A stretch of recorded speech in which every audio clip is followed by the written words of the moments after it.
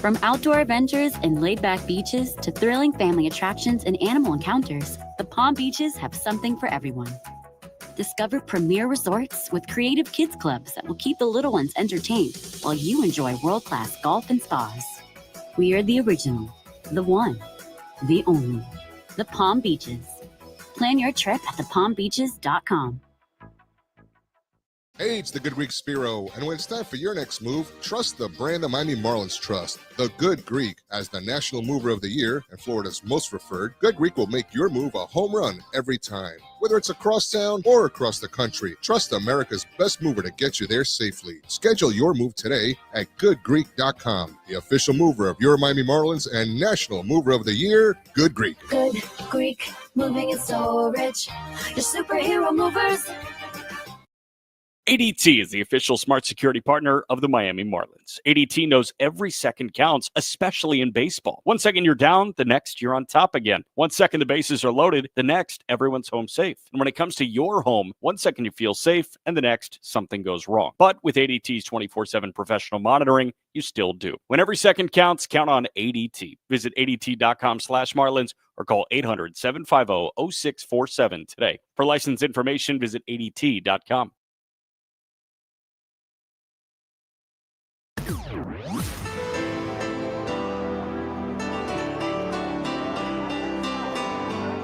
Thanks for listening to Miami Marlins Baseball. Marlins Baseball is brought to you by ADT, the official smart security partner of the Miami Marlins. And Norwegian Cruise Line. Experience more at sea. With the 10th Inning Show, here's the voice of the Marlins, Jack McMullen. Well, the Marlins fall on Tuesday evening to the visiting Houston Astros, 7-3 the final score, and they will look to salvage the series and avoid the sweep on Wednesday. Jack McMullen, Kelly Sacco breaking this thing down.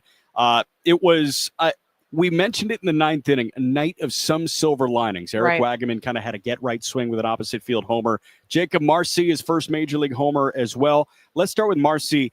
This guy comes to play every single night. It's been a joy to watch. He absolutely has. He's played 5 games in the big leagues.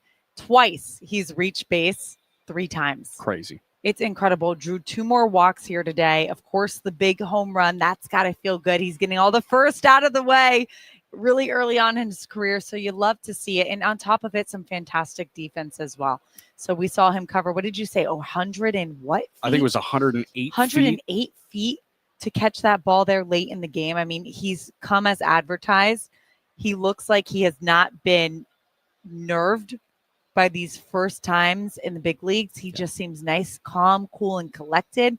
He's exactly who he was those last 41 games with AAA. So you love to see it. I was looking at a shot on the FanDuel Sports Network broadcast, and you saw him alongside Paulie and alongside Johnston. So a lot of familiar faces. I'm sure that's helped him feel at home. So it's been really nice to see. And as you mentioned, a silver lining in this one. I think this is the proper word. The matriculation of the Jumbo Shrimp into the Marlins lineup has been kind of fun to watch over the last bit.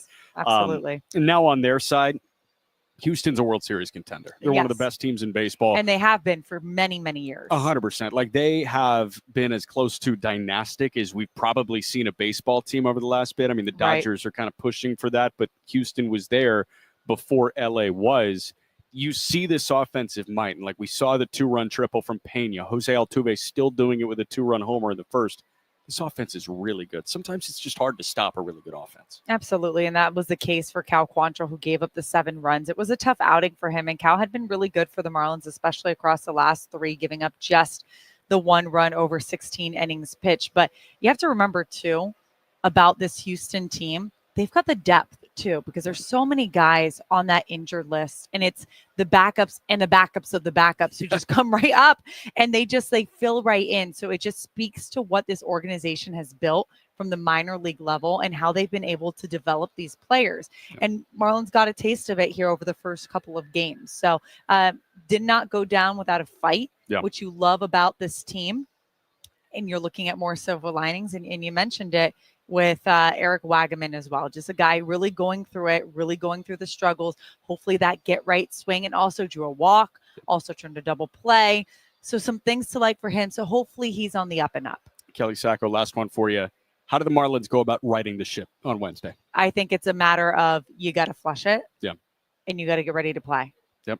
Totally fair. Kelly Sacco, appreciate it. We'll talk to you tomorrow. Let's do it tomorrow. A little 440 first pitch. When we come back and listen to the highlights here, 10th inning show continues next on the Marlins Radio Network. Good questions, but it's not as easy as the guy that worked for the New York Post. First pitch to Troy Johnston, ripped into the right field corner. That is a fair ball. It short hops off the wall in the corner. They're going to hold Pauly at third, but Hernandez comes in to score from second. His first plate appearance in Miami. He's good based on the skill set. Kyle Stowers was bad for a month this year after he was amazing for 2 months and amazing for 2 more. Stowers hits one high in the air, down the left field line, playable for Dominguez in foul ground. He makes the catch, but Johnston will tag and score from third base. It was in fair territory. If it was in foul ground, Dominguez might have let it drop, but he did make the catch. It plates another 75 and 49 or 49, something, something crazy. There's a shot deep right field. Going back is Bellinger. He looks up, and it is gone. Kyle Stowers has done it again. This time a 3-run shot off the lefty. 6-1 Miami. Marcy looking for his first Major League RBI. Rips one deep to center. Grisham going back, turns back, looking out, backhander, off the glove. It hits the wall. Marcy rounding second. He will get his first Major League RBI and his first Major League triple. 7-3 Miami, the rookie does it again.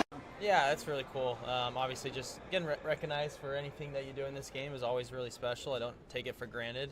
Honestly, just kind of more stoked about how we've been playing in all sincerity, and just hope we can keep that going. It feels good to just play winning baseball.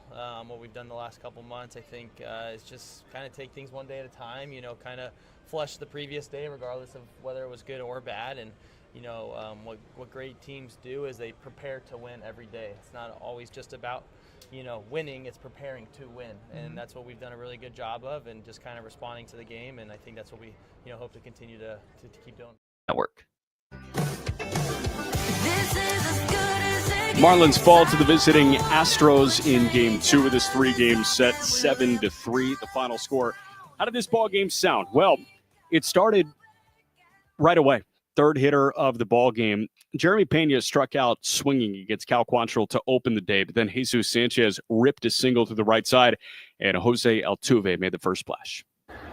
0-1, Altuve cranks out to left and deep. Stowers is back at the track. He's looking up, and it's gone. Hits off the bullpen mound, and Jose Altuve opens scoring in the top of the first with a 2-run shot. He got a cutter above the top of the zone, but Altuve as good at getting to bad pitches as anyone in baseball. 105 off the bat, and the future Hall of Famer with a 2-run shot, 2-0 Houston right away. That pitch from Quantrill was about collarbone high, and Altuve at 5'6" can just get to absolutely anything.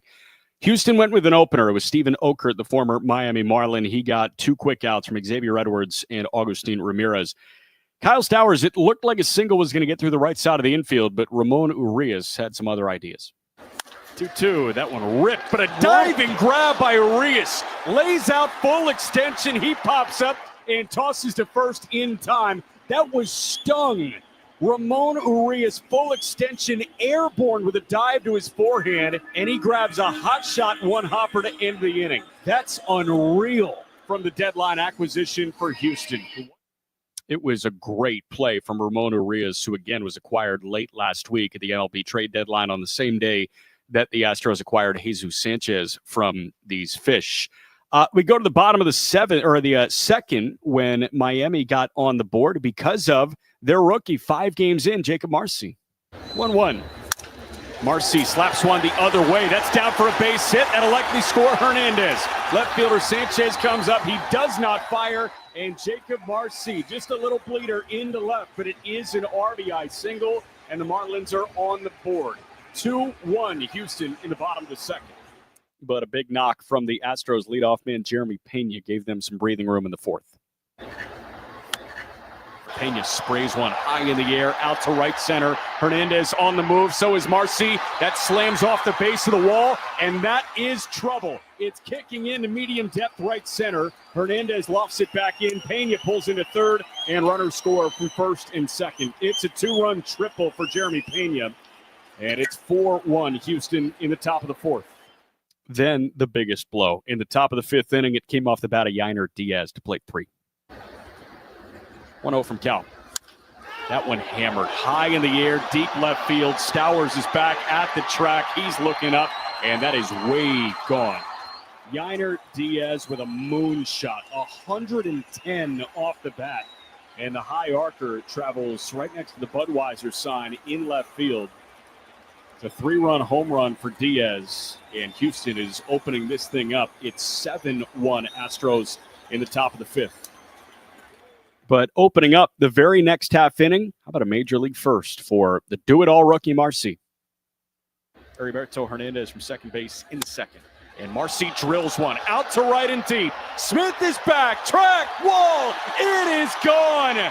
Welcome to the big leagues. He's been awesome, but that's his first major league homer. Jacob Marcy, stay a while. 7-2 Houston on top of the Marlins at the bottom of the fifth. Marcy with the blast, again, his first major league homer. He became just the 5th Marlin in franchise history to have a single, a double, a triple, and a homer in his first 5 Major League Baseball games. We fast forward to the bottom of the 7th, and we call it a get-right swing off the bat of Wagatak. 0-2, Wagaman drills out to right center and deep. Smith is back at the track, at the wall, and it's gone. Another Wagatak. Homer number 6 on the year, and the Marlins chip into it. It's 7-3 Astros in the bottom of the 7th. Some defensive highlights to play for you, and again, we call it the silver lining for Marcy and for Wagaman. Marcy made a really nice play to open up the top of the 8th. Is probably the best they've seen this year. 1-2, that one hit high in the air, out to right center. Hernandez sprinting into the alleyway. So is Marcy, and Jacob Marcy on the move makes the catch again. I've said it, I'll keep saying it. I love this guy. There's one away in the top of the 8th. Jacob Marcy, it reigns true. This guy has been absolutely incredible for the Fish in his first 5 Major League Baseball games. He covered over 100 feet. That is elite, and he got up to an elite sprint speed to make that catch. In the 9th, Eric Wagaman with a nice play to double up Jose Altuve at first. 3-2, that one a hot shot. Wagaman plucks it. He taps the bag at first, and he swipes the tag on Altuve, who tried to retreat. We saw a near identical play yesterday, and it was a little gummed up on the reverse force double play that time. Wags got to do it all himself. Nimble Wagaman, nice play on the forehand, takes it to the bag. Altuve tried to outsmart him. Wagaman was geared up for a throw to second, but he swiped the tag on Altuve regardless. There are 2 men gone. Nice play by Wagaman, but in the end, it was just too little too late for the Marlins offense. Josh Hader with a clean 9th, and the Marlins fall on Tuesday night. Wagaman off and moving, 1-2 pitch, a chopper over to third. Correa gloves it and fires a BB over to first. And that is how the ball game ends. 5-3 on the putout, and the Marlins fall 7-3 to the Houston Astros, despite Jacob Marcy drilling his first Major League homer. Houston takes the series, and the Marlins will look to avoid the sweep tomorrow at 4:40. Totals. That's how this ball game sounded. When we come back, we'll hear from the skipper, Clayton McCullough. That's coming up. 10th inning show continues next on the Marlins Radio Network. Hey, it's the good gone, and the 3-1 pitch. Augustine cranks out to left and deep. He didn't miss a stitch of it. Solo blast for Augustine, number 16 on the year. He got 98 over the heart of the plate and 112 on the way out. All right, here's the 1-2. I got a question for you guys. That's Rip, left center field and deep. Grisham going back. It's going, it's gone. Goodbye. Agustin Ramirez has hit his 2nd home run of the game in as many at-bats against his former organization, the Yankees. 2 solo shots. Have the Marlins up 2-0. Why do these wins feel a little bit different against this team in front of this crowd? I think it's just the atmosphere for sure. Fans are making it feel like they're really special games, and I mean, we're playing good teams. These are the wins you need to get if you want to be one of those really good teams, and we feel like we are. We saw 25 runs total yesterday between these two teams. You caught a shutout tonight. What separates Yuri from the rest? I mean, I think he's just scratching the surface of what he could do. I think if you ask him, he didn't have his best stuff tonight, and that's just like a testament to how good his stuff is. I mean, he's going to compete like no other, and he's going to battle with what he's got, and I mean, he's got some crazy gifts. What happened with the pitch comm? I saw you guys going back and forth. Yeah, I don't know. He couldn't hear it. It wasn't working. It was only working every few pitches, so we had to figure that out. We were going to have to go old school if we couldn't figure it out. How do you assess where this team is at right now? I think we're just taking it day by day. I think everyone in that clubhouse knows how good we can be, and I don't think we're putting too much pressure on ourselves. I think we're literally taking it day by day, just preparing for that day and doing whatever we can. Great win tonight, Hixie. Thanks for the time. Thank you. 10th inning show rolls on. It was a 7-3 loss for the Marlins at the hands of the Houston Astros. Fish now 2 under 500 at 55 and 57. The Astros are now 64 and 50. Let's hear from the skipper, Clayton McCullough, after this one. Starting on a really positive note, just Jacob Marcy. Not just the defense, not just the RBI early, but his first career home run. How impressive is what he's done in this early stretch here? Yeah, he's off to a great start in a lot of ways. And we talked about the at-bat quality, the first few games, tonight. Congrats to him. That's a cool moment. Your first major league home run, great swing on a breaking ball, and he made a really nice running catch, in the outfield. So we've seen him make plays on both sides of the ball. He's had really good at bats. He's a tough kid, so he's off to a great start. And it's always nice when you come up and you feel like you're ready. You believe that, but then to come out and get off to a nice start always helps the confidence. And he's playing really well. Cal's been throwing the ball well tonight. Missed a few pitches. They were both aggressive and made him work. So what did you notice most about Cal's start tonight? Yeah, he's been throwing the ball so well. It just seemed like it was more of a grind tonight for me. The overall strike throwing wasn't bad. I think he just got himself behind in more counts tonight than he had in some previous starts, and they were able to got the 2-out triple from Pena, almost out of an inning, and then the last one there, just a mistake split. They got hit out. So I think it was just you could tell he just wasn't in maybe the same kind of rhythm, wasn't in the same flow that he has been, and just one of those nights where you just don't execute at the same level that you have, and he has been going for a while, which that certainly is totally okay, and it does happen, and expect Cal just to wash this one away and come back ready for his next one. Spoke before the game about last 8 to 12 at bats for Eric Wagaman, trending in the right direction. Tonight he hits that home run. So what did you see sort of carry over into tonight's plate approach for him? I've just felt and seen in his recent games, starts, at bats, that maybe the performance hasn't been out of this world, but the swings he's getting off look more aggressive. Even the outs he was making were of the better variety. I mean, again, he was getting the ball in the air, and he drove a double to right field in St. Louis tonight to drive a ball out to right center. Another good sign, and then work a walk in his last at bat there. So I've just felt like the at bats as a whole have been trending. His swings look more convicted, more aggressive, and nice to see for Eric. I mean, he's been really grinding, and good for him to again to have some good swings and feel good about those if you don't get results, and then tonight to put a good one on and get a big home run out of it. The Astros are losing some guys with injuries, but what are you seeing from their lineup and the roster, even as shorthanded as guys absent? Probably been playing that way for a lot of this season, and they've won a lot of games, and they've won a lot of games for a number of years now. It's a good collection of offensive players, and they've always pitched well, and they just find a way with whatever circumstances come up just to continue to find ways to win games, and they've swung the bats well tonight. They're aggressive offense, but in that tone, they're aggressive to what they're looking for, and have put some timely swings on balls with some runners on base, and that can be the difference in the outcomes of games. Curious, after Marcy's home run, sometimes you see other teams, they do the silent treatment. You guys seem to embrace them. Just why do you think that kind of suits the club, that everyone's kind of not doing the silent treatment thing?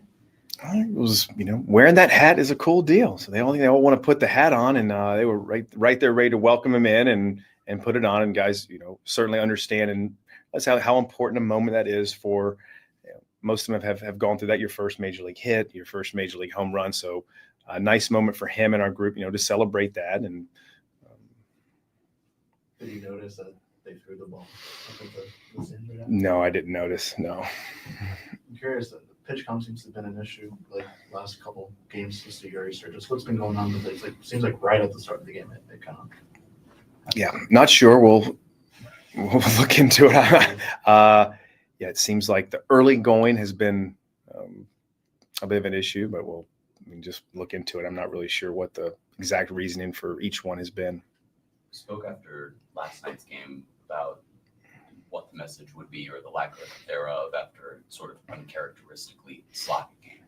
Now it's the first series loss in a while. So what was your message, or what will be your message to this team as you guys try to bounce back and get a win in the rubber match tomorrow? I think all it is come out tomorrow and find a way to salvage this series. It hasn't gone great the first couple of nights.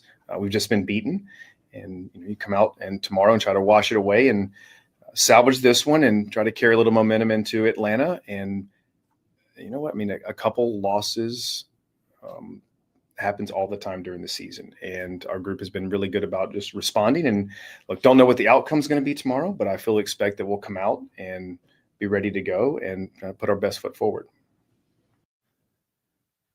Gotta get that pitch count figured out. Gotta get that pitch count figured out. It's a fair question. It's funny, but 100%. No, Kevin was on it. Honestly, I've been thinking about the same thing. Me too. Kevin Barral, I love the work he does for Fish on First. He is amazing. It was just funny, thinking about it. It's I don't know who I would ask. The manager's a good place. You know what? To start. We got to be better. What does he got to? What can he say? Batteries have to be better. We got to correct it. Yeah, the Bluetooth it needs to be okay. No Wi-Fi mess up at all. Gosh. But that was a good one. It was a silver lining day. Again, 7-3. The Marlins fall to the Houston Astros, but Jacob Marcy with his first major league homer. Unfortunately, not many silver linings to take for Cal Quantrill, but let's hear from the Marlins starter here. Not the stuff you were looking for tonight. What was it tonight that allowed them to get to you a little bit? Yeah, I just didn't locate. I thought a lot of pitches were up. Wasn't ahead as many counts as I usually am, and kind of paid the price. So for you view this more as a lack of execution than anything that they were doing necessarily to, get on top of your stuff. And if so, what wasn't really working for you as well as? I don't think any of the pitches were that bad. It's just really a location.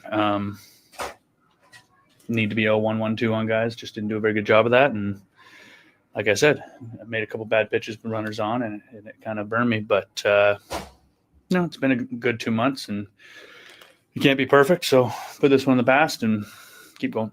We saw them be pretty ultra aggressive first pitch yesterday. They made you work a little bit today. What is it about this lineup that allows them to kind of attack you in different types of ways as a team? Yeah, I mean, I don't think they're special. It's a good lineup. The middle of the order is dangerous for sure, but we've played lots of good lineups. It's just, they've played us pretty well these last 2 days. Is there anything you could take away that you liked from this, start moving forward? Yeah, I mean, today wasn't that different than where I've been the last, like I said, 10 starts. So, that's just baseball. So I won't change much and get back right to it. All right, that was Cal Quantrill after his start today. We will step aside, pause 2 minutes. When we come back, we will tie a bow on this thing. 10th inning show concludes next on the Marlins Radio Network. In the 6th inning. There's a shot to right center field and deep. That'll hit the wall on a bounce or two. Going to second is Marcy. That's his first major league hit. Just 7th inning. 1-0 pitch. That one a ground ball through the right side. That's a base hit. They're going to send Sanoja. They've got under Caballero's glove. Marcy around third.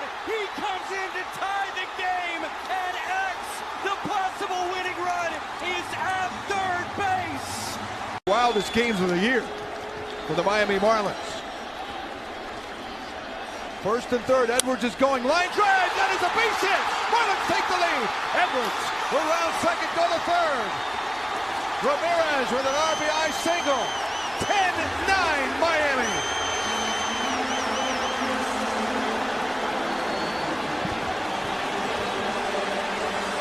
This is absolutely insane, man.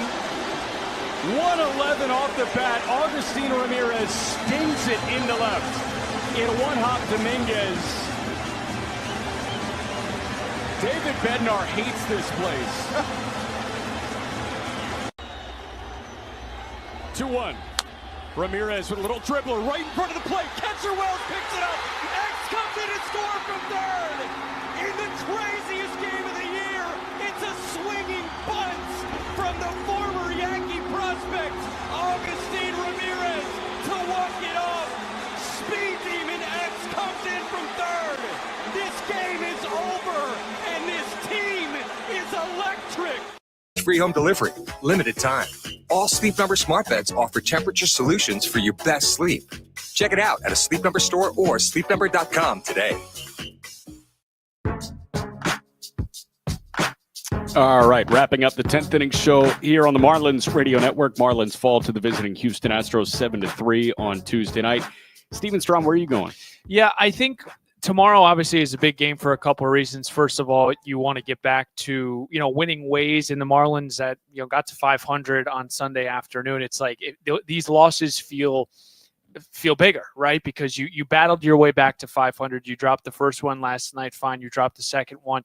And one of the observations that I've seen offensively for Houston is the contact is loud, right? Even the outs are loud. With Sandy, it started like that to begin the game. Cal tonight. I'm just hoping for Jansen Junk. He comes in and pitches like he did the first 3 innings of the New York Yankee game, on that Friday night. I mean, he held them 3 scoreless to start, and then obviously it unraveled in the 4th and 5th. So I'm excited to see what Jansen Junk has to offer. Arrighetti is coming out, coming off a freak injury. Yep. He got hurt in batting practice in Seattle. He broke his thumb. So it'll be interesting to see what his first start looks like. But, for the Marlins, you just can't, and they've done such a good job of this, Jack, you just can't get caught in quicksand, and then you can't drop the next 3, right? You got to get one here, get to 4-2 on the homestand, and then head off on a massive 3-leg road trip that's going to feature 5 in Atlanta. But it starts tomorrow, and it starts with scoring first too, man. The first 2 games of this series, the Astros have a blueprint, just like the Marlins. They want to score early, they want to turn over to the pen, and they want to lock you down. And that's what they've done the first 2 days. So I think those are some observations, and hopefully we can see Jansen Junk, adapt to what he saw from the first 2 games offensively from Houston. Yeah, and it's a little weird, to be honest, with a guy like Arrighetti coming off the IL because you don't know what you're going to get. He's on the 60 it's like with that freak injury. Yeah, and honestly, it's pretty similar to Heel in terms of the arsenal and what they can do, because Heel struck out the world last year. Arrighetti struck out the world last year. They can walk guys. He had 171 last year, but he also walked 4 hitters per 9 last year. And in his 2 starts at the beginning of the year, 9 2/3, he walked 5. So I'm just looking at Arrighetti. I think, honestly, being really stubborn and being a thorn in the side of Arrighetti tomorrow is probably the way that the Marlins go about righting the ship quickly in that Wednesday matchup with Spencer Arrighetti. But it'll be Junk and Arrighetti at 4:40 tomorrow, getaway day for the Fish. Steven hits the air with Marlins on deck at 4 o'clock. We good? Yeah, afternoon drive, Marlins on deck. I guess a little bit later in the day, late afternoon drive, 95. That works. Coming back from 95, little Marlins on deck, getting you through the traffic, and then hopefully you're coming to Lone Depot Park. And not a lot of 9-to-5ers these days, so you're going to be speaking to the commute from work crowd. Yeah. So all right, fair enough. You're going to be talking to 95. All right. A lot of rubberneckers there listening to Marlins on deck. 4 o'clock. That begins 4:40 first pitch. Junk and Arrighetti. Huge thank you to Ahmed Jordan in studio. For Stephen, for Kelly, I'm Jack saying so long. This has been a presentation of Miami Marlins baseball on the Marlins Radio Network.